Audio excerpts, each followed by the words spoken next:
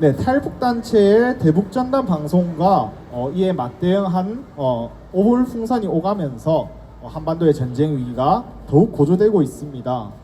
국민의 안전을 책임져야 할 윤석열 정부는 전단 살포를 막는 것이 아니라 대북 확성기를 동원하면서 위기를 오히려 부추기고 있습니다. 그 위기 상황이 사실 지금 정권 유지에 도움이 된다고 판단을 하고 있는 것 같아요. 시시각각 변하는 한반도의 정세와 관련해서 우리 천재경 시민기자님과 함께 이야기 나눠보도록 하겠습니다. 네, 안녕하십니까? 네, 안녕하세요. 근데 저희가 대북 확성기 내용은 사실 좀 새로운 건 아닌 것 같아요. 예전에도 그런 일이 있었잖아요. 우리 박근혜 정권 때 그런 일이 있었던 것 같은데 맞습니까? 예, 맞습니다. 대북 확산기로 인해서 전면전 직전까지 위기가 이어진 바 있었었는데요. 지난 2015년도 8월에 발생했던 일이었습니다. 당시 무장지대 목함지대로 남측 군인들이 부상을 당하자 박근혜 정권은 이게 북의 성행이라고 규정하고 2004년 남북 합의로 중단되었던 대북 확산기 방송을 다시 재개한 바 있었습니다. 그러자 북에서는 확산기를 향해서 고사총 한 발과 직사화기 3발을 발사했고 이에 남측에서 자주포 28발을 대응하면서 북이 준전시 상태를 선포하는 등 위기가 매우 크게 고조된 바 있었습니다. 아니 그때 그럼 진짜로 사실 이건 전쟁 갈 수 있었던 이야기잖아요. 근데 그게 어떻게 정리가 좀 됐습니까? 네, 진짜 전쟁 직전까지 갔었는데 남북 간 대화 채널이 움직여서 결국 비밀 접촉이 있었다고 하죠. 결국 상호 간에 관계 개선을 하겠다는 남북 합의서가 작성되면서 극적으로 좀 타결되었습니다. 그러니까 박근혜 정권 때도 사실 그 서로 남북 대화 채널이 있었던 건데 사실 지금은 전혀 그런 게 없잖아요. 그렇죠. 네, 맞습니다. 이번 대북 확산기 재개로 인해서 벌어질 향후 문제들에 대해서도 좀 사태들이 좀 매우 우려스러운 점이 바로 그것인데요. 다른 것보다도 이제 대북 이런 채널이 전혀 없는 상황에서 이런 문제들이 벌어지다 보니까 이제 더 험악하게 사태가 악화되다 하더라도 이것을 자제시킬 방도가 전혀 없는 상황인 거죠. 그러면은 지금 전쟁 위기가 높아지면서 미국과 일본이 좀 어떻게 하고 있죠? 네, 미일 간에도 이제 군사 훈련이 같이 이제 이루어지고 있는데요. 한미일 간의 군사 훈련을 빙자한 전쟁 훈련이 더욱 확대되고 있는 상황입니다. 앞선 발표가 있었던 같은 날 5일이죠.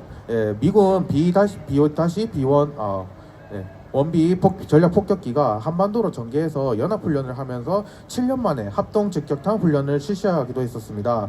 그리고 올 여름에는 한미일이 공동으로 최대 규모의 연합 훈련인 프리덤 엣지 훈련을 할 예정으로 알려져서 향후 군사적 긴장이 더욱 커질 것으로 전망되고 있습니다. 근데 프리덤 엣지 훈련이라는 건 저희가 좀 못 들어봤던 훈련 같거든요. 이게 뭐 어떤 훈련인가요?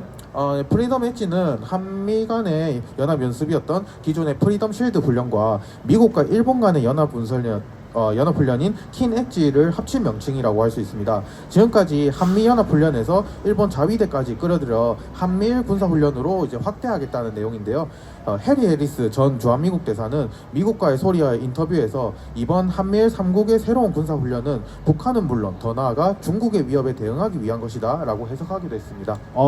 혹시 오늘 오신 분들 프리덤 엣지 훈련에 대해서 들어보신 적 있습니까? 저는 사실 조금 낯설기도 하고 실제로 이제 우리 연합훈련이라고 하면 안 되죠. 한미연합훈련을 지금 전쟁을 아주 고조시키는 한미연합훈련이 에서 이제 일본을 끌어들여서 이것을 엣지 훈련이다 이렇게 표현하고 있는 게 맞잖아요. 네, 맞습니다. 그렇죠. 네.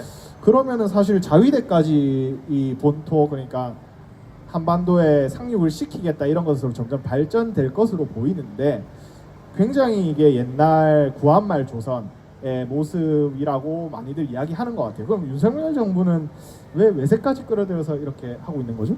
아무래도 지금 윤석열 정부가 위기지 않습니까? 뒤에 이제 그림에도 나와 있기도 한데 이제 총선에서도 완전 패배했고 김건희 여사를 소환 조사하는 목소리가 그 검찰 내부에서도 들린다고 하지 않습니까? 최상병 죽음에 대한 조사를 방해한 당사자가 바로 대통령 자신이라는 증거가 또 속속히 나오고 있고요.